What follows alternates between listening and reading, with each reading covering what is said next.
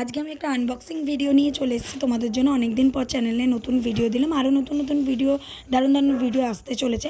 আর এখানে দেখতেই পাচ্ছ আমি একটা নাইকাতে পার্সেল অর্ডার করেছিলাম, যেটা কিন্তু আজকে রিসিভ হয়ে গেছে। সেটাই তোমাদের কাছে আনবক্সিং করতে চলে এসেছি। তো আমাকে কিন্তু প্রচুর কসরত করতে হচ্ছে এই প্যাকেজটাকে আনবক্সিং করার জন্য, কেন ওরা না ভরে ভরে সেলোটেপ লাগিয়েছে খালি। তো ফাইনালি আমি এখানে কিন্তু পার্সেলটা আনবক্সিং করে ফেলেছি। তো দেখতেই পাচ্ছ এখান থেকে কিন্তু পর কিন্তু তিনটে জিনিস বেরিয়ে গেছে। এটা যে তোমরা দেখতে পাচ্ছ এটা হচ্ছে আইস ফেসিয়াল রোলার। এর মধ্যে তোমরা আইস বসাতে পারো এবং সেটা ফেসে রাব করতে পারো। ভীষণ কিউট একটা প্যাকেজিং তোমরা দেখতেই পাচ্ছ, কালারটাও কিন্তু ভীষণ দারুণ ছিল।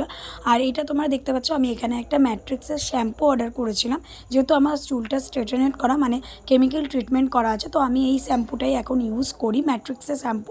যারা তোমরা ইউজ করেছো জানো হেয়ারটাকে খুব সফট করে দেয়, ক্রিস্পি রাখে।